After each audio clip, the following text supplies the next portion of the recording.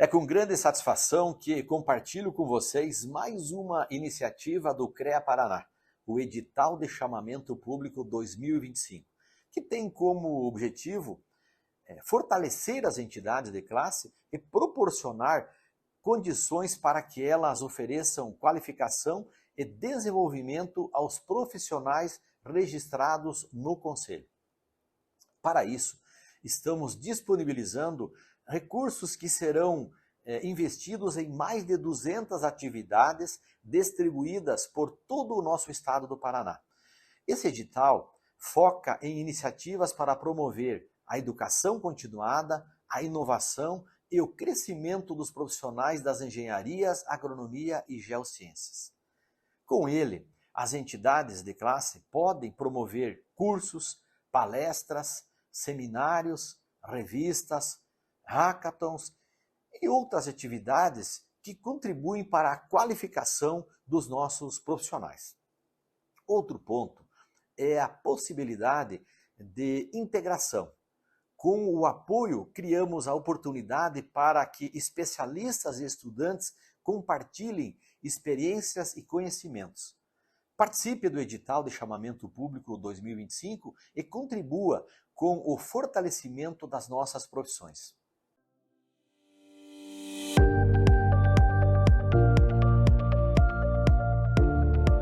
Eu sou o engenheiro Murilo Braguin e você está assistindo ao podcast do Engenharia Científica nessa nova temporada de 2025. Eu tô aqui com ele sempre, meu amigo Leonardo Negrão. Tudo bem, Léo? Bom dia, boa tarde, boa noite. E hoje é um episódio apocalíptico, né? Com a nossa cavaleira do apocalipse, que você vai apresentar daqui a pouco. É verdade, vou apresentar com o Marcos. Nossa O convidada. Marcos vai proteger a gente aqui, né? Vamos ver se ele defende a gente. Vamos ver. Então, como o nosso podcast, toda essa temporada, ela é oferecida pela Ampeia e pelo CREA Paraná, a gente sempre traz assuntos muito relevantes das áreas ambientais. Então, fizemos isso no ano passado, né, Marcos? Nas temporadas anteriores. E esse ano também estamos aqui com esse assunto, que é emergências globais, porque é um assunto muito abrangente e muito importante. E quando a gente não coloca ciência nesse assunto, a gente não sabe onde a gente está errando. Essa é a verdade. Então, vou apresentar aqui o Marcos Rodrigues, que é engenheiro ambiental e presidente da Ampeia. Tudo bem, Marcos? Fala, galera. Vamos conversar um pouquinho sobre as emergências globais. E sempre interessante mesmo que o podcast ele tem esse viés mesmo mais de ser generalista, de abordar vários temas. Inclusive até gravamos recentemente sobre a reforma tributária aplicada à engenharia. E desde a primeira temporada da parceria estamos falando das mudanças climáticas, que é um tema que a gente não pode parar de falar. É isso aí. Até pra gente se atualizar no cenário, né? Porque o cenário ele é de constante mudança aí, pra ver se a gente conseguiu melhorar alguma coisa, né? Não, só pra ver qual que vai ser o nosso fim, pra onde a gente vai. A gente tem que ficar de olho nisso. Se morre queimado ou se morre... Então, como todos os assuntos de desastre, a gente chama a nossa querida especialista, que é a minha irmã, Louise Braguin, que é professora e doutora em ecologia, né? Totalmente especialista nessas áreas de mudanças climáticas, futuro, esse tipo de coisa, da área ambiental, né? Tudo bem, tio? Seja bem-vinda. Bom dia, pessoal. É muito gratificante poder colaborar, né, com esse podcast que leva tantas informações tão interessantes e que vocês sempre têm essa preocupação de chamar cientistas e pessoas que são especialistas nos temas para discussão, né? E mais uma vez aqui eu, né, sendo portadora dos desastres ambientais, mas a ideia é, né, nunca gerar um pânico, mas sim o objetivo é um pensamento de ação, que a gente entenda o que está acontecendo para depois pensar em ações, o que a gente pode fazer, né? Nós somos a última geração que pode ainda fazer alguma coisa em relação a essas emergências globais. Então eu acho que é um pouco disso que a gente vai conversar hoje. Precisa se conscientizar. Temos que levar informação para os nossos ouvintes, ainda mais ouvintes que são engenheiros que realmente podem colocar em prática muitas coisas do que a gente fala aqui. Exatamente. Então, primeira coisa, quando a gente fala de emergência global, a gente está envolvendo diversos assuntos. Quais seriam esses?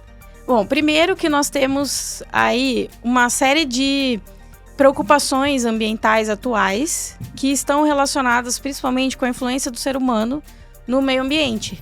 Então, vale lembrar que desde que a gente teve a Revolução Industrial, onde o ser humano começou a usar máquinas, otimizar esse processo de produção, a gente começou a influenciar mais o meio ambiente, gerando, por exemplo, resíduos e aumento de gases, poluição da água, tudo isso, né, de uma maneira muito mais efusiva, tá? Então, quando a gente começa a pensar nisso, a gente começa a pensar quais são as consequências hoje que nós observamos dessas ações. Então, eu acho que a grande maioria ouve falar muito hoje sobre mudanças climáticas. Então, a gente pode discutir um pouco depois o que significa isso. Que, na verdade, nós estamos atualmente, não é nem mais uma mudança climática, a gente diz que nós estamos passando por uma crise climática, né? Já mudamos aí o patamar da importância do processo. Depois a gente pode falar um pouco sobre perda de biodiversidade. Então, hoje, né, a gente sabe que a biodiversidade ela é extremamente importante, não pelo valor intrínseco somente, mas também pelos bens e serviços que nós utilizamos a partir dessa biodiversidade, que a gente chama de serviços ecossistêmicos. A gente pode também discutir um pouco disso no decorrer do podcast. Depois a gente tem outros processos que preocupam muito, que é a poluição em geral, tanto poluição do ar, poluição hídrica, poluição principalmente por resíduos sólidos, tá? É uma preocupação mundial e tem gerado grandes discussões aí no meio, principalmente meio econômico também, né? Porque a gente está passando por prejuízos econômicos relacionados a esses processos de poluição. A gente pode falar da crise na saúde advinda dessas consequências, né? Principalmente aí mudanças climáticas, a fragmentação de habitats, o uso do solo, agricultura, pecuária, tudo isso influencia aí para a perda da biodiversidade, para gerar consequências que nós estamos observando atualmente. Então, acho que a gente pode começar, né, falando aí, talvez, pelas mudanças climáticas. Aham. Então, como é que a gente diz, né? O que seriam essas mudanças climáticas? Seria uma alteração no padrão geral do clima, que ela tende a durar um certo tempo. Então, nós temos na história da Terra diversos períodos em que a Terra esfriou e que a Terra esquentou. Porém, hoje, a gente sabe que a Terra está esquentando, está no processo de aumento dessa temperatura média, principalmente, né, com 95% de certeza que é de origem humana. Então, o que a gente faz para aumentar, por exemplo, a temperatura? Porque vocês podem dizer, mas eu não faço nada especificamente. Então, o que a gente faz? Uso de transporte, queima de combustíveis fósseis. Quando a gente realiza queimadas de maneira artificial. Quando a gente realiza, por exemplo, desmatamento. Quando a gente constrói usinas hidrelétricas que inundam grandes plantações. Então, tudo isso gera um aumento de gases do efeito estufa na atmosfera. Então, o efeito estufa, nós temos aí no planeta Terra, em volta do planeta, uma atmosfera formada por gases. E esses gases são diversos, desde CO2, o gás carbônico, nitrogênio, oxigênio, hidrogênio e outros gases. E alguns desses gases têm um poder de segurar a temperatura da Terra. Então, quando os raios solares ultrapassam essa atmosfera, entram no planeta Terra, o que acontece? Parte desses gases, dessa temperatura, voltava para a atmosfera. Hoje, como a gente aumentou essa camada, como se a gente tivesse colocado mais cobertores sobre a Terra, o que está acontecendo? A gente está segurando essa temperatura. Então, esses gases, principalmente, são relacionados a queimas de combustíveis fósseis. Isso no mundo, onde a matriz energética mundial ainda é a maior parte combustíveis fósseis. Então, queima de carvão, gás natural, petróleo. Isso tudo faz com que a gente aumente, por exemplo, a quantidade de gás carbônico na atmosfera, que é um dos principais gases do efeito estufa. O metano, no famoso pum da vaca, tá? E aí a gente tem... Não é arroto da vaca? Na verdade é um processo da fermentação que acontece na digestão do rumen, dos ruminantes. Uhum. E aí a liberação ocorre pela boca mesmo. Mas muitas pessoas conhecem isso como o pum da vaca, né? Então, mas na verdade é popularmente conhecido. Popularmente conhecido. Mas a gente também tem, gente, óxido nitroso, que é emitido principalmente por indústrias. Tá? Então, muitas indústrias emitem no seu processo de fabricação, concreto, todo cimento, cal e etc., a gente libera óxido nitroso. Poluindo. Então, o óxido nitroso, ele, apesar da quantidade ser mínima na atmosfera, ele absorve 400 vezes mais calor do que o CO2, por exemplo. Jura? Caramba. Fora isso, vapor d'água auxilia com o aumento da temperatura. Então, tudo isso faz com que a gente tenha aí um cenário de aumento geral de temperatura. Mas o vapor d'água não deveria ser inocente nessa história? Na verdade... Não é do mal, né? Na verdade, o que acontece? A gente nunca, desde que o planeta aqueceu com o efeito estufa natural, né? Acho que vale dizer isso, que a temperatura sem o efeito estufa seria de menos 18 graus Celsius. Nossa. Então, nós temos vida do jeito que existe hoje porque a gente tem efeito estufa natural. Foi aí, através desse efeito... Quer dizer que a nossa ação, a gente só deu uma potencializada. Exatamente. Então, o que era esperado, gente? Naturalmente, é esperado um aumento da temperatura ao longo do tempo. E para esse século, era esperado um aumento de 0,04 graus. O que a gente tem hoje? Aumento de 1,5 grau. Então, em temperaturas médias. Temperaturas médias. Tá, então... Traduz um pouco dessa temperatura média, porque não é 1,5 grau aqui que a gente está sentindo agora. Não. Né? Isso significa a gente somar todas as temperaturas de todos os dias frios, todos os dias quentes, em todos os lugares do mundo. Deserto, áreas de gelo, geleiras, por exemplo. Tá, então, se a gente for olhar a temperatura média global, ela é em torno de 14,5 graus, olha só que interessante. Mas hoje a gente já aumentou um pouco essa temperatura. Tá? E é esse o grande problema, porque a gente tem um monte de consequência com esse aumento dessa temperatura. Influencia nas correntes marinhas, que eu sei, né? No correntes quentes e frias, aí influencia na fauna. Então, nós temos, dentre várias características, o ser humano ele já está sentindo, né? Principalmente com as ondas de calor. Então, a gente tem, por exemplo, mais vezes por ano, esses processos onde a temperatura ela fica alta por períodos muito longos, inclusive à noite. Porque o esperado é o quê? Que à noite esfrie, mas isso não está acontecendo. Então, essas ondas de calor, por exemplo, só aqui em Londrina, esse ano a gente já teve 5. Então, naturalmente, terríveis. A gente espera que elas aconteçam em torno de 2 em 2 anos. Tem impacto também na questão de chuvas também, aí tem aquelas tempestades absurdas. A gente vai ter alteração, já tem, né, de regime de chuvas, porque quando a gente pensa no ciclo da água, né, a gente tem um aumento de temperatura, evaporação da água, condensação, chuva. Como eu falei do vapor d'água, a gente nunca teve tanto vapor d'água assim na atmosfera, como antes. Então, por isso, gente, que chove 100 milímetros em 2 dias, o que era para chover em 1 mês. Né? Como o que aconteceu, a gente já gravou um podcast sobre isso, né, o que aconteceu lá em Porto Alegre, no Rio Grande do Sul, mas uma das causas é realmente essa mudança aí do regime de chuvas. Assim como outras áreas são afetadas pela seca. Olha só que interessante. Né? A gente tem aí áreas que ficaram cada vez mais secas e áreas que sofrerão cada vez mais com inundações. Isso afeta o ser humano, mas também afeta os outros seres vivos. Então, a gente tem, por exemplo, uma alteração aí na taxa de encontro de espécies, a gente fala de fenologia de espécies. Então, o que funciona? Toda espécie tem uma história de vida.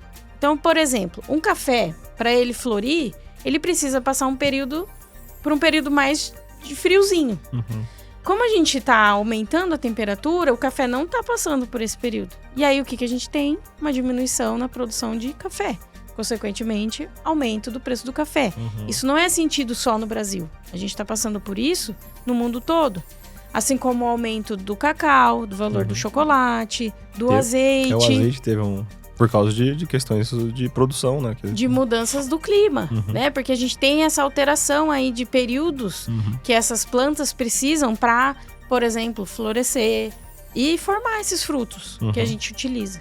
E até na agricultura extensiva aí de soja, milho, que as pessoas falam, mas eu não como soja. Eu falo assim, mas isso aí não é pra você. Isso aí é pra ração de frango, de gado, que todo mundo come. E pra exportação. Exatamente. E quando você tem uma mudança dessa aí e impacta numa produção disso aí, tem uma quebra de produção, vai ficar caro o teu franguinho lá, a carne vai ficar cara, sobe o preço por causa que tem impacto direto nessa produção de soja, de milho. Então, Exatamente, Léo. Então a gente tem estudos que mostram como que as culturas, principalmente produzidas aqui no Brasil, vão ser afetadas. Então, por exemplo, plantação de arroz, né? O arroz tem uma tendência de ficar mais caro, porque a gente vai diminuir áreas onde a gente consegue plantar o arroz. E aí tem básico, né? São itens básicos. Então a gente tem no milho, alteração na plantação de banana, por exemplo. Então várias culturas serão afetadas, principalmente por esse processo aí de alteração da temperatura global. Além disso, a gente tem maior incidência de queimadas, por exemplo. Então as florestas, né, quando elas ficam mais secas e a gente tem temperaturas maiores, corre mais risco de quando existir, por exemplo, um raio, né, que pega fogo naturalmente, ou uma queimada criminosa, porque ainda se usa muito as queimadas para limpeza de terreno. Apesar de ser proibido, né, as pessoas ainda usam essa técnica. E aí o fogo se alastra. Então, o que acontece? Uma alimentação, porque a fumaça, ela libera mais CO2 no ambiente. Mais CO2, mais segura a temperatura. Mais segura a temperatura, mais chances de acontecer novas queimadas. Tá? Então é uma retroalimentação aí também. Lembra que ano passado teve esse fenômeno de queimadas? A gente até fez um podcast sobre isso. Assim como a gente fez do Rio Grande do Sul, das inundações também. E se parar pra pensar, vai se tornar um ciclo vicioso cada vez mais. Você vai ter lá o nosso verão com essas chuvas muito fortes, muito intensas. Aí chega o inverno que às vezes muda tudo. Antes era frio, agora tá calor, aí esse ano tá frio. Setembro de novo vai começar essa época da seca. E aí vem queimadas. Vem as queimadas Mas a gente volta a falar, é muito do ser humano mesmo. O manejo, se tivesse um manejo correto dessa adequado. Plantação, da agricultura extensiva, das indústrias, de se ter um cuidado de uma produção mais sustentável, não tem como voltar atrás do que está hoje. Não tem, a gente já passou o breaking point lá, o ponto de limite dessas mudanças climáticas, mas retardar um pouco esses efeitos. E agora, é até triste dizer isso, mas a engenharia ela vai ter um papel triste. Por um lado é bom, porque vai gerar trabalho, mas por outro, a engenharia vai ter um papel para adaptar as cidades, o meio que a gente vive, para comportar esses tipos de eventos que vão ser cada vez mais comuns. Porque a gente até já fez um podcast, mas as galerias pluviais de chuva, por exemplo, São muito elas importantes. são calculadas para um volume de água X. Que usou-se nessa conta um histórico de 100 anos, né, que é o tempo de recorrência que a gente chama. E aí, quando você tem esse fenômeno de tempo de recorrência mudado, a gente passa a ter essa malha de drenagem urbana subdimensionada já. E aí começa a ter alagamento para todos os lados. Isso é um exemplo. Gente, só acrescentando, isso acontece inclusive para as empresas de petróleo, extração de petróleo. Eles já estão fazendo os novos projetos baseado nas mudanças futuras, do que vai acontecer com, inclusive, mudanças de tempestade, da temperatura dos oceanos e tudo mais. Como é que as plataformas vão se sustentar, por exemplo. Então, precisa agora pensar realmente em projeções do futuro. E, gente, como é que a gente sabe disso? Existe um relatório muito completo que foi feito pelo Painel Intergovernamental de Mudanças Climáticas, que se chama IPCC, onde a gente tem o panorama atual e tem possíveis soluções. Então, para o profissional engenheiro, muito interessante que ele olhe esse relatório, porque lá, claro, tem para todas as áreas, né? Mas lá tem, por exemplo, o que você pensar para resiliência de cidades. Então, a gente precisa pensar, por exemplo, em áreas de atenuação de alagamentos. Então, além do sistema de drenagem, áreas verdes, que são áreas naturais contra alagamento. Qual que é o maior problema hoje? A impermeabilização das grandes cidades. Então chove, inunda, alaga e todo esse processo que a gente acompanha aí acontecendo. Então, se a gente vai ter mais regimes de chuvas, por exemplo, principalmente para nossa região, sul e sudeste, isso é esperado.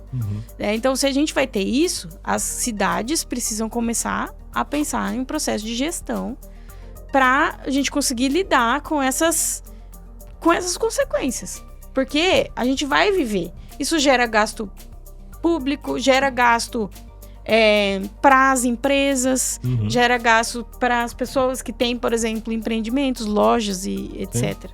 Né? Então a gente tem que começar a pensar nessas ações. Como é que a gente faz para mudar isso, tá? É porque vai ter perda de patrimônio. Patrimônio. Pessoa instalou a empresa dela numa determinada localidade. O que aconteceu no Rio Grande do Sul. Imagine o tamanho do rombo econômico que teve para eles da perda de patrimônio apenas. É algo irreversível. Exatamente. E quando a gente pensa nisso, assim, a gente pode pensar, por exemplo, em outras coisas que a gente poderia fazer para mudar isso. Né? Então, isso que o Marcos falou assim, é irreversível o ponto que nós estamos? Com certeza. Mas isso pode ficar muito pior. Se a gente não mudar, por exemplo, o nosso pensamento. Né? Então, primeiro, nós precisamos mudar a nossa matriz energética. O Brasil, metade da matriz energética é uma matriz que vem da hidroelétrica. Outra parte vem de biocombustíveis, que depende de regime de chuvas. A gente usa energia eólica, energia solar, tudo isso depende do clima. Né? Então, a gente precisa pensar, por exemplo, se eu vou ter uma alteração do regime de chuvas, eu altero toda a parte de gestão de energia de hidroelétrica. Tanto é que hoje, né, as nossas fontes alternativas estão trabalhando 100% ligadas. E se eu vi uma palestra lá acho que foi em São Paulo que eu fui, tem um órgão que regulamenta a energia no Brasil. Eu esqueci qual que é o nome agora. ANEEL.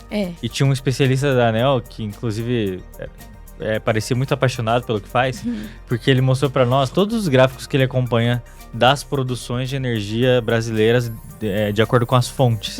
E aí ele mostra naquele gráfico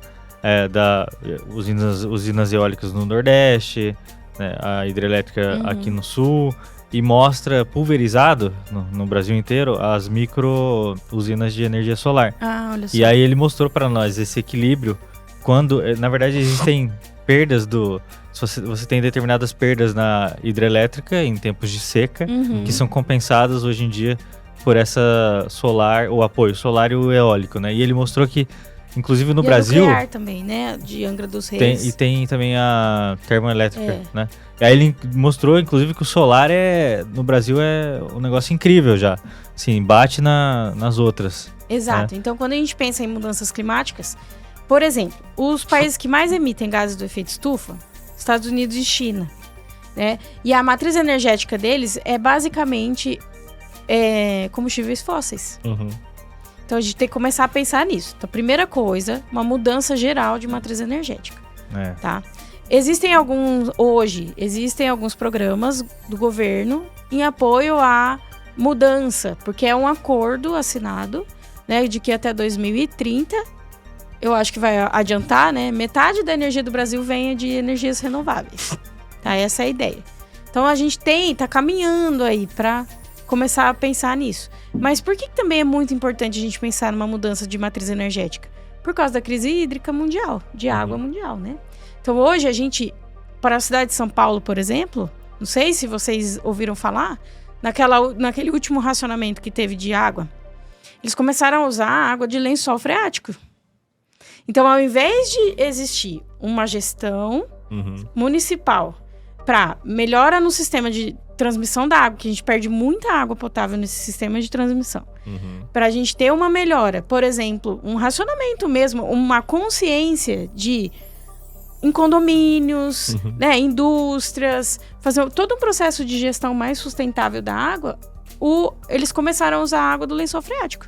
Só que assim, como é que a gente enche lençol freático de água? Quando a gente tem cobertura verde. Quando chove, né, essa água ela entra ela é absorvida através das raízes das plantas e abastece os lençóis. Só que a gente tem, do outro lado, grande parte de desmatamento e queimadas, que a gente tira a cobertura verde. Sem contar que a gente tira a cobertura verde para agricultura, a gente tira a cobertura verde para a pecuária. Então, ao longo do tempo, o Brasil ainda tem uma matriz aquática interessante, uma grande quantidade de volume de água. Mas a gente já secou um terço do Pantanal, por exemplo, que tem o aquífero Guarani. E os estudos apontam que é por causa do desmatamento do Pantanal. Então, a gente tem que começar a pensar num sistema integrado. Assim como o sistema energético brasileiro é integrado, de ter um sistema... Todos os estados são relacionados, Sim. onde precisa de mais produção, da onde vem, onde vai, a gente começa a pensar também num sistema integrado de recursos hídricos. Tá? Então, olha só que interessante, a Itaipu, né, a Itaipu Parktech, eles têm um programa bem interessante agora, eles vão instalar placas solares em todas as universidades estaduais do Paraná. Que legal. Então, e eles têm programas e projetos investindo em ideias de energias alternativas, tá? Justamente porque eles dependem da energia que vem da água e eles sabem que nos próximos anos a gente vai sofrer com a crise hídrica. Então a gente ainda tem tempo. Esse que é o lance, assim. Saber o que está acontecendo pensar em ações. Tem iniciativas que estão sendo feitas. Com certeza. Assim, vamos pensar em Brasil, né? Esquecer o mundo porque a gente não consegue impactar tudo, né? Mas pensando aqui no Brasil, a gente tem iniciativas para isso, então. Temos. A gente começa a ter, por exemplo, ações de empresas mais sustentáveis. Tá? A gente tem nos últimos 5 anos, vou dizer assim, tem crescido essa consciência de que a gente precisa do meio ambiente, como a gente faz parte do meio ambiente. Então, a ideia nós precisamos dos bens e serviços do ambiente para a saúde humana, para a qualidade de vida. Imaginem só, gente, muitas pessoas vão sofrer aí com essas ondas de calor. Então, por exemplo, locais de construção. Imagina numa laje, no dia, a temperatura, eu posso estar enganada, mas pode chegar a sensação de 50, 60 graus, não pode chegar? Pode, com certeza. Então, assim, as pessoas serão impactadas de maneira diferente. E aí vale pensar que, por exemplo, essas grandes inundações, deslizamento de terra por maiores regimes de chuva, tudo isso vai gerar uma migração de pessoas. A gente precisa tirar essas pessoas de onde elas estão e colocar em outros lugares.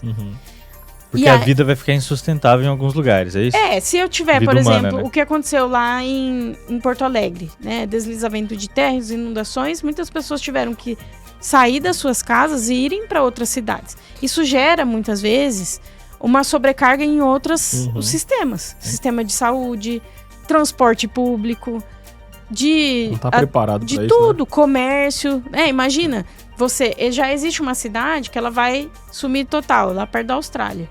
Eles estão colocando essa cidade na nuvem, todas as informações.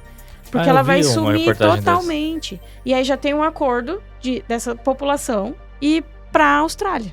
Tá? Já existe isso. Então, inclusive eu vi o prefeito com a água no palanquinho dele lá, com a água assim no meio da coxa já, falando que o país dele, não é? Isso? O país vai sumir, O país dele vai sumir dentro de alguns anos. E aí ele tava falando da digitalização, disso tudo. Então eu acho que isso é uma coisa importante falar. A gente tem que começar a aproveitar essa nova revolução industrial, que é a era da inteligência artificial. Então, por que não utilizar sensores? Gente, tem estudo que aponta que se avisar 24 horas antes, por exemplo, de chegar uma onda de calor, a gente economiza 30% dos gastos com a onda de calor. Mas por quê? Em qual sentido? Porque a gente pode, por exemplo, deslocar pessoas, a gente pode... vai ter um deslizamento de terra, por exemplo. Então, a gente tira as pessoas daquele local, a gente consegue fazer como se fosse uma remediação. A gente faz antes daquilo acontecer. Porque uma coisa que eu acho que vale falar é muito melhor a gente gastar com a prevenção. A gente gasta muito menos do que com a correção. Com a consequência. Eu acho que vale a gente falar também de uma outra mudança e emergência, que são os resíduos plásticos. Quando a gente fala de poluição mundial, gente, muito importante falar que, principalmente a poluição atmosférica, é a segunda causa de morte precoce no mundo. Olha só. E aí, como é que a gente resolve esse problema de poluição atmosférica? Um jeito muito fácil. Plantando árvore. Plantando árvore. né? As árvores, elas funcionam como filtros naturais da atmosfera. Outra coisa, instalação de sistemas mais sustentáveis em indústrias. Né? Motores de carros. Então, hoje os motores, olha só, isso é legal falar.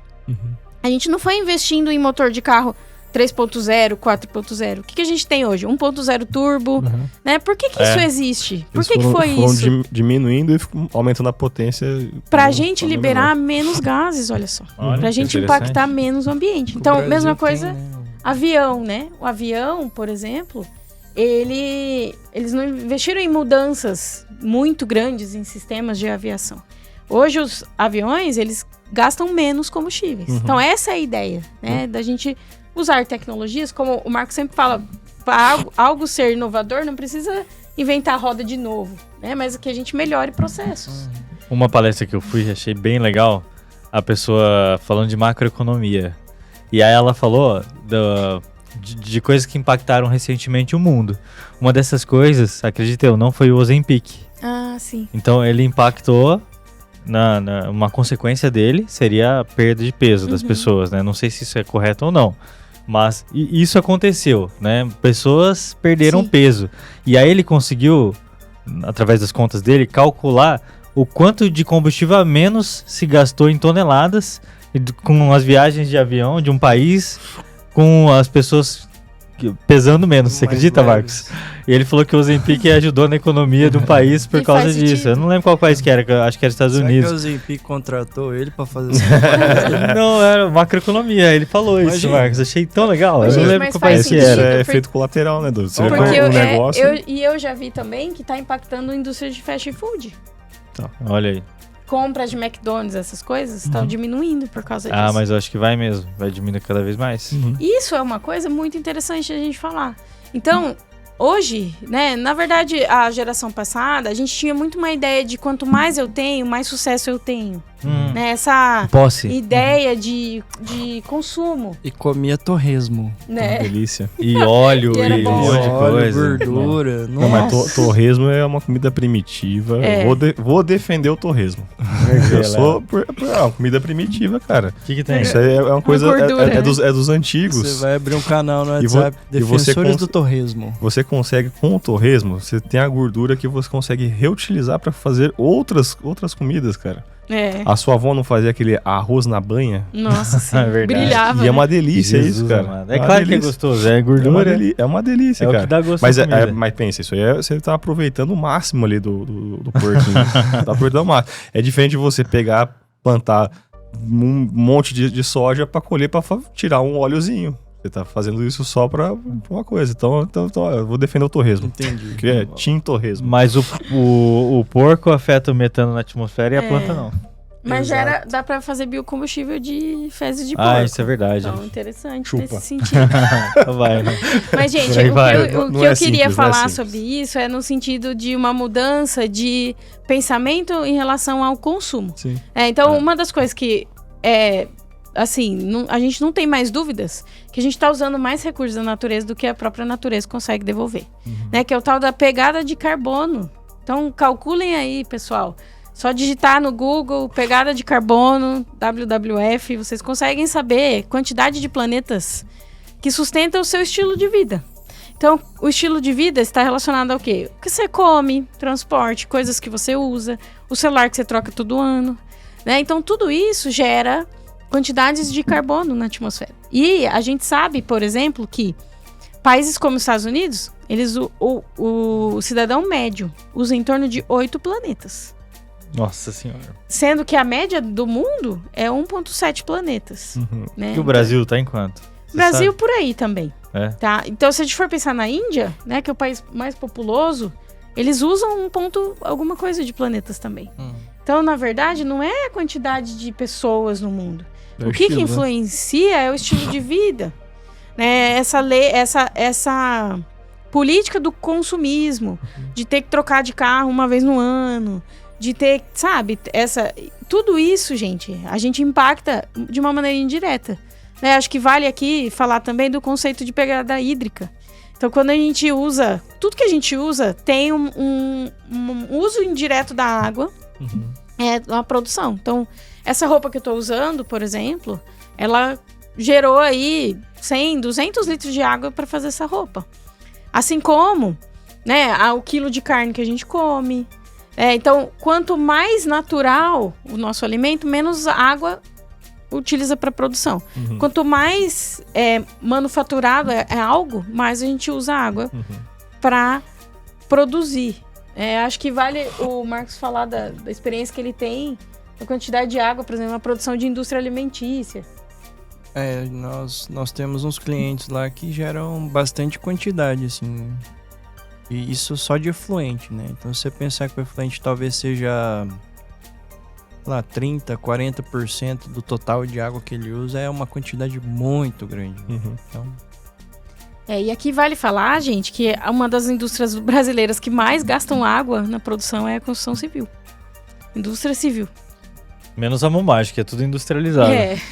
Mas assim, para fazer, por exemplo, concreto, cimento, todo esse processo gasta muita água. Né? É que toda indústria ela vai ter, né? Água para resfriar. Isso. Em pontos que a gente nem imagina que usa, né? Mas você tem água para diversas Mas aí fatores, que né? vale pensar num sistema de reuso. Né? A gente fala de água de reuso mesmo. Porque às vezes essa água, ela não tem impurezas. Ela só tem uma temperatura maior. Então por que ser devolvida novamente para o ambiente, por exemplo? Vamos fazer pensar numa cadeia de produção, né? Mas dá pra pensar, dá pra pensar. Não é difícil isso. Não. E assim... acho que até as indústrias já devem pensar nisso aí, porque vai ficando mais caro para eles. Economia mesmo. E aí, para não agregar valor, mais, né, aumentar o preço, eles têm que dar um jeito de investir nessas coisas assim, né? Eu acho que é interessante a gente falar também, gente, da quantidade de alimento que a gente desperdiça no mundo, né? 33% do nosso alimento é desperdiçado. E aí... é a terceira causa de maior emissão de gases de efeito estufa, é alimento desperdiçado. Sério, terceira causa. Então, se a gente fosse colocar num ranking, primeiro os Estados Unidos, depois a China, depois desperdício de alimento. Porque a gente faz o que com esse alimento? Ou a gente incinera, ou a gente deixa lá para decomposição, que gera metano. Então, processos como o da empresa do Marcos são interessantes nesse sentido. Né? Do que fazer com esse excedente alimentar. Tá, então a gente pode pensar primeiro em ações para diminuir o desperdício, mas não vai ficar 0%, né? Isso aí não vai acontecer. Mas então, onde a gente destina esse alimento? O que a gente faz com esse alimento? O primeiro movimento, na verdade, é comprar menos, né? Consumir menos e já vai ajudar o mundo. Com certeza. Principalmente plástico, gente. Porque sobrará menos coisas depois. Por isso que o Ozempic é bom. Cara, e pra você ver, curiosidade de comportamento. Eu lembro que na infância que estudava em colégio estadual, a tia, ela sempre pedia pra rapar o prato. E eu lembro que eu faço isso até hoje. Digo, nos meus pratos, assim, raramente eu pego comida pra deixar sobrando. Sim. Mas é uma coisa que eu aprendi desde lá de moleque com 5, 6 anos. Educação. Então, e você vê, também, quando você fala de emergência global, é uma coisa muito complexa. Por exemplo, a gente tá falando da parte de macrodrenagem, de mudança de regime de chuva. Política Nacional de Recursos Hídricos já fala que o planejamento urbano, territorial, tem que ser feito por bacia hidrográfica. Raros os casos que é feito assim. Isso é um ponto.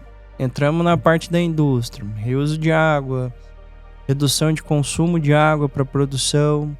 Já temos tecnologias para isso. Parte de resíduo. Faça o processo, troque insumos, troque matérias-primas. Já existem também meios de você desenvolver inovações para isso. Criar um resíduo. Às vezes, mandar para um aterro, pode ser que você pague um pouco mais caro para mandar para uma compostagem, por exemplo, que você reduza as emissões de carbono. Então, ainda é muito voltado ao capital, né? Par de resíduos, as pessoas ainda acham que é um custo. Só que ninguém enxerga o valor agregado que isso está tendo para o meio ambiente e a redução de custo com saúde pública, por exemplo. Qualidade de vida, exatamente. Isso aí, quando a gente começa a pensar, por exemplo, nessas doenças emergentes que vêm com aumento de temperatura, por exemplo, a maior quantidade de pessoas infectadas com dengue. Uhum. Então, já tem estudos interessantes, gente, que fala que, por exemplo, para a região de Londrina, a gente vai... Se a gente conseguir controlar, por exemplo, a dengue, que é o que a gente mais tenta, o mosquito ele vai continuar aí, né? E aí vai começar a ter ondas de zika. Olha só. Então, a gente tem esse mapeamento. Mas isso que o Marcos falou é extremamente interessante, porque as pessoas ainda, elas focam num gasto, né? Elas não pensam assim que isso vai gerar, por exemplo, uma economia para o sistema de saúde público. Muitas vezes, economia para o próprio cidadão. Porque imagina, sai do nosso dinheiro dos nossos impostos esse dinheiro para lidar com essas inundações, falta de água e etc. Exatamente. Agora já tem um aumento da energia solar, da energia, né? Da conta de energia.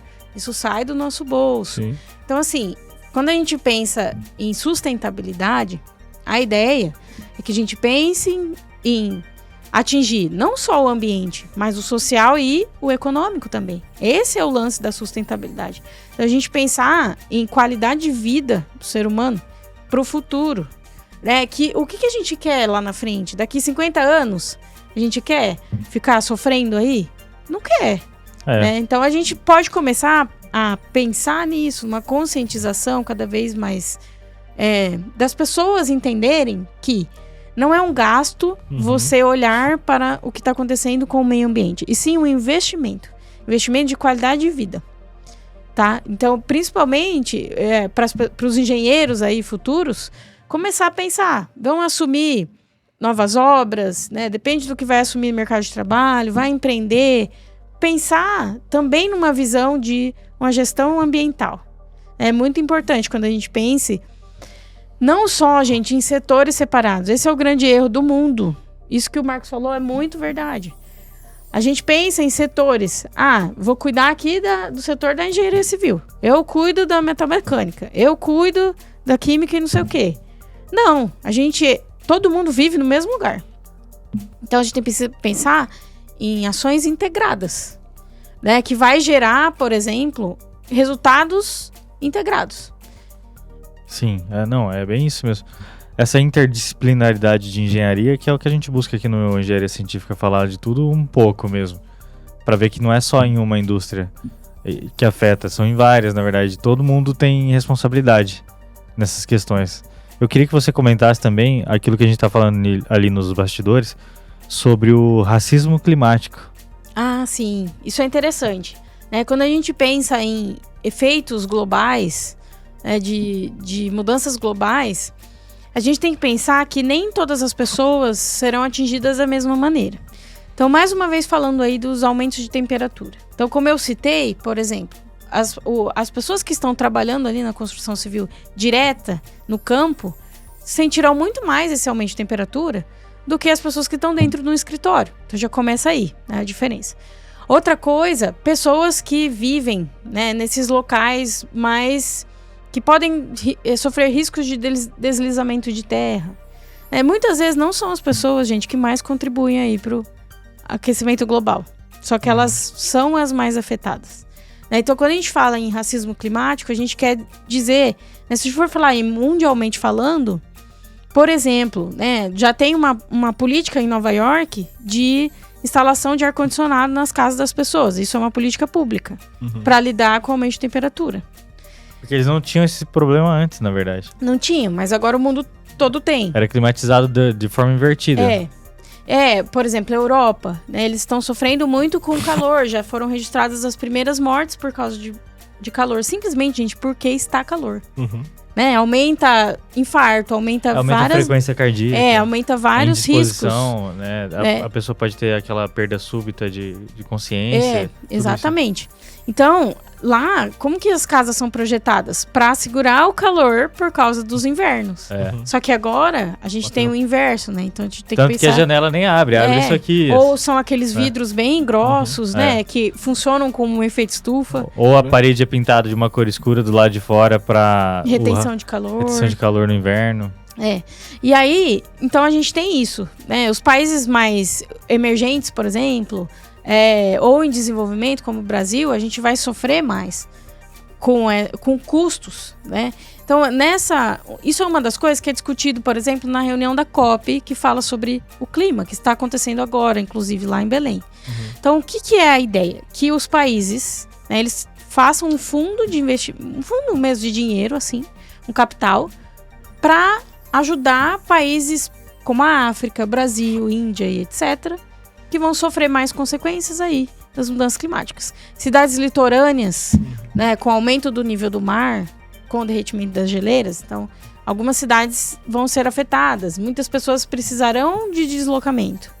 E aí, o que acontece? A gente gasta dinheiro público, cofres públicos, para fazer esse manejo dessas pessoas. A gente gasta mais dinheiro, por exemplo, com saúde, né? Então, a ideia é que esses países, por exemplo, como a China e os Estados Unidos, né? Os Estados Unidos saiu, porque depois que o Trump entrou, ele acredita que mudança climática é uma conspiração. Nossa. E ele não contribui mais, né? Todo o dinheiro que era fornecido para essas ações mundiais, ele cortou tudo, tá? Inclusive de pesquisa.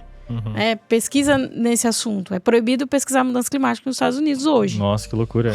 Então ele saiu dessa COP, ele não tá mais. Mas países como a China, Europa e etc, né? Então eles estão com essa ideia de colaborar com esse fundo. Principalmente por isso, né? Pessoas vão sofrer mais, outras menos, alguns países... Você falou da China, é o maior emissário aí de CO2. Mas eles participam também da COP e dessas coisas assim. Eles estão tentando diminuir isso? Ou... Então, eles estão tentando, tá? Tem alguma... É porque a China, qual o problema, né? Principalmente indústria. A grande industrialização emite muito gás. Mas industrializaram tudo desenfreadamente, né? Mas eles têm ações, né? Inclusive de restauração de ambientes naturais, florestas e tudo isso. Eles têm essa consciência que eles produzem muito. Que eles precisam mudar ali o negócio. Esse sistema. Eu ouvi uma palestra recente, você viu que a maioria dos meus conteúdos vem de palestra, né? Interessante. Que coisa, porque também são onde a gente aprende as coisas mais legais. Tinha um cara futurista, que inclusive eu tive o prazer de almoçar com ele depois, né?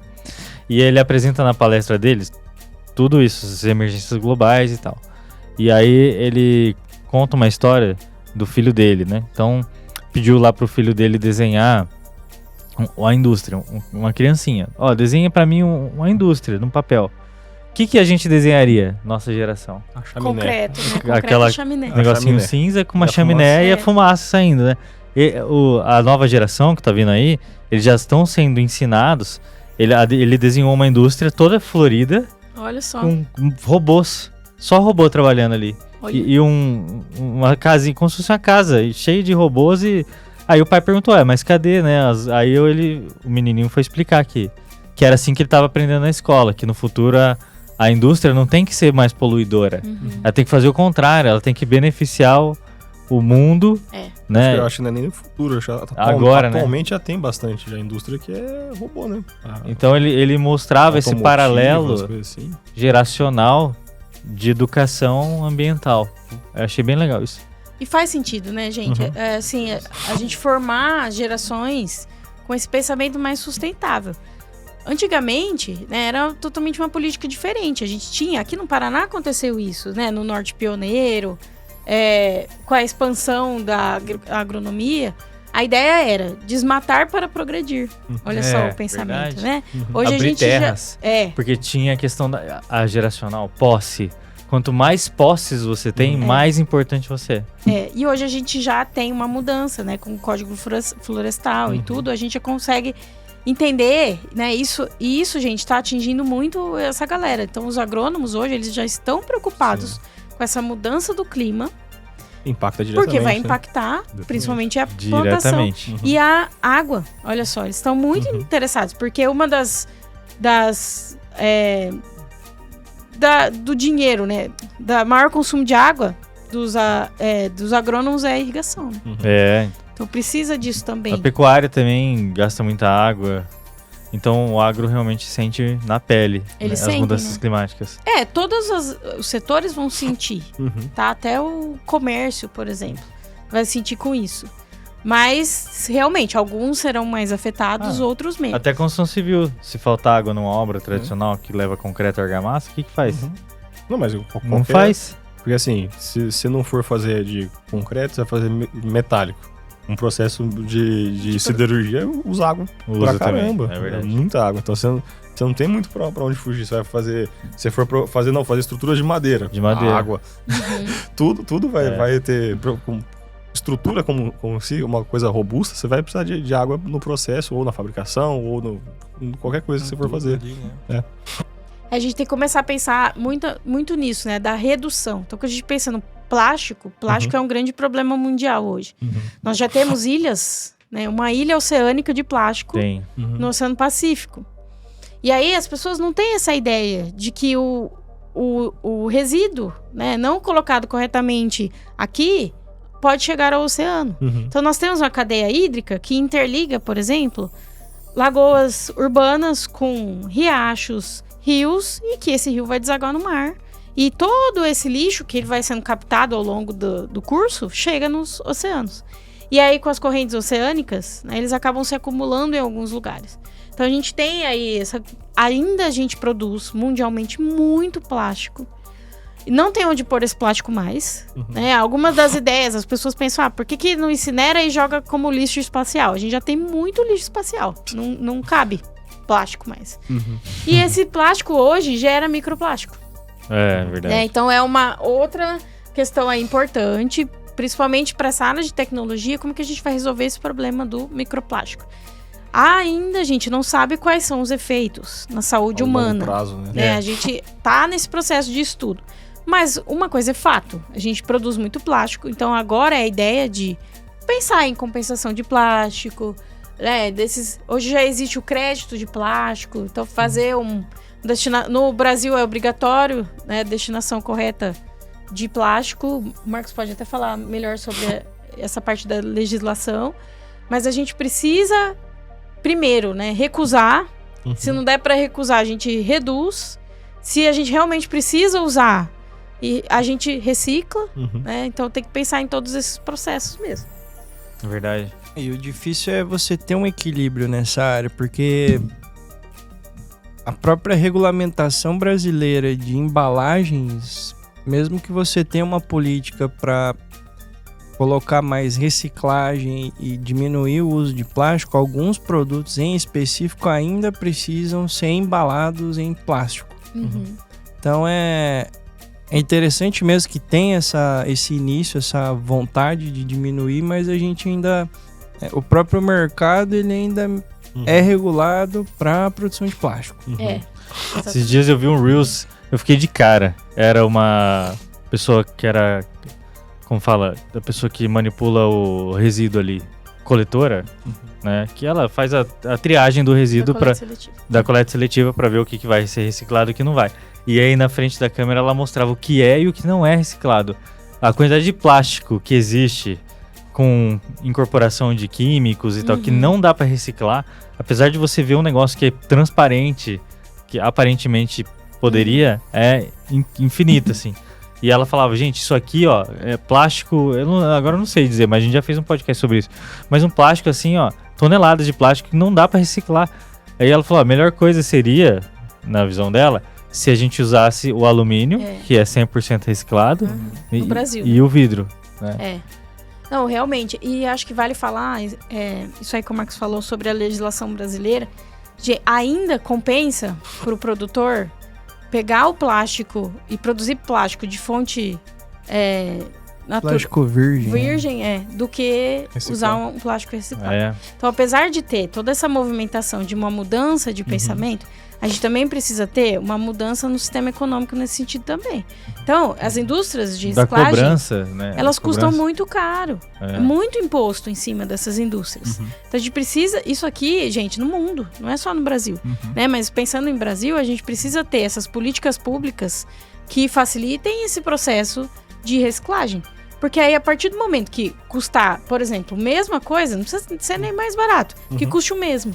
A pessoa vai começar a optar, sabe? E as grandes empresas terem ações nisso. Esses tempos, não sei se vocês acompanharam a Sprite. pararam de produzir Sprite nas garrafas verdes. Por que isso? O plástico verde, ele tem menor reciclabilidade, ou seja, ele pode ser reciclado quantidade menor de vezes do que um plástico transparente. O simples fato de você mudar a cor de uma embalagem já deu um ganho para a empresa do ESG. É um plástico que ele pode ser reciclado mais vezes. Você enxerga o aspecto do líquido que está ali dentro, o teu produto dá uma sensação melhor. Então é por isso que a gente fala de inovação. Às vezes o plástico transparente é mais barato também. Olha só. Você falou da coletora lá, ela fala das garrafinhas de água cor-de-rosa. Coloridas, né? Porque ela não recicla. Não recicla, ninguém compra. Às vezes o plástico ele é reciclável, só que ele não tem comércio no lugar, ninguém compra. Como o volume dele é pequeno perante o todo, né? Você pode ver, gera bastante. É bastante pro meio ambiente, mas comercialmente acaba sendo pouco. E aí ninguém compra para poder reciclar. Então daí você fica com um negócio que ele é reciclável, só que não é reciclável. E aí são dois custos. É o custo da cooperativa ir até a casa da pessoa, pegar aquele resíduo. É o custo de chegar lá na cooperativa, o tempo gasto na triagem, é o custo da prefeitura ter que ir até lá na cooperativa para pegar aquele plástico que a pessoa lá na casa dela poderia ter mandado direto. Então isso requer mais consciência, né?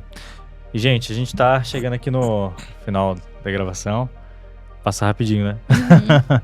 Vou fazer o seguinte, vou falar com o ouvinte aqui direto. Você assistiu até aqui? Eu sei que esse assunto é, vamos dizer assim, denso. Precisa ler muito mais do que isso, né? Eu posso colocar o seu slide aqui, tio, na descrição, esse slide que você fez? Posso deixar disponível. Eu vou deixar aqui, então, vou pedir pro pessoal da equipe deixar o link aqui que tem toda essa palestra que você dá aqui para vocês verem com calma depois. E, além disso, o link de todo mundo também tá aqui, assim como do Engenharia Científica, da Ampeia, do CREA Paraná, né? E é assim, sim, de nossa responsabilidade trazer sempre esse conteúdo sobre mudanças climáticas, emergências globais aqui em todas as temporadas do Engenharia Científica, para o nosso ouvinte ampliar o nível de consciência. Eu queria deixar uma mensagem final. Beleza. Né? Acho que você pode olhar lá na câmera do... Na verdade, é contar um caos muito interessante. Lembra quando a gente era mais jovem, que a gente ouvia falar muito sobre camada de ozônio, né? O buraco na camada de ozônio. Por que a gente não ouve mais isso tanto? O que será que aconteceu, gente? O buraco da camada de ozônio está fechando. É? E por que ele está fechando? Por ações, né, globais que foram criadas lá em 1900 e bolinha para a proibição de produção dos gases lá dos CFCs para resfriamento. Sim. Então houve uma mudança mundial. Olha só que e legal. hoje, né, 30, 40 anos depois, a gente já está colhendo os frutos. Que legal. Então, a minha mensagem é o seguinte, apesar desses desastres todos que a gente ficou discutindo aqui, a gente pode fazer alguma coisa, tá? Como eu falei no começo, nós somos a geração da ação. A gente pode fazer algo, né? Essa ideia de, se todo mundo fizer um pouco, a gente realmente consegue atingir um todo. Porque todo mundo tem muita força. Então, que a gente comece a exigir, por exemplo, das indústrias, dos nossos governantes, que tenham ações voltadas aí para essas mudanças globais que estão acontecendo. Então, se é um problema, quem sofre com a indústria, por exemplo, de reciclagem clandestina, são esses países aí que vão sofrer com China, Mongólia, etc., que vão sofrer com a emissão de gases dessas indústrias clandestinas. Poluição atmosférica, né? Então, a gente tem que começar assim. Se todo mundo começar trabalho de formiguinha mesmo, a gente consegue fazer o que a gente fez com o buraco na camada de ozônio. Isso. Aí. Tá? Você tem que recusar os descartáveis no iFood. Quando aparece lá. Você aceita talheres descartáveis? Não. Você coloca lá, não me mande. Gente, então ainda há esperança. Ou a própria iFood podia banir isso, né? Poderia também. Se a gente conseguir conscientizar as pessoas, Já ajuda. daqui a pouco vai ficar obsoleto. Aí os caras vão tirar porque Ninguém mais quer. Ninguém mais aceita. Exatamente. Então tem os dois caminhos. Pra poder. Mas tem que atuar nos dois caminhos. Agora vai. Gente, então é isso. Muito obrigado. Vejo vocês no próximo podcast.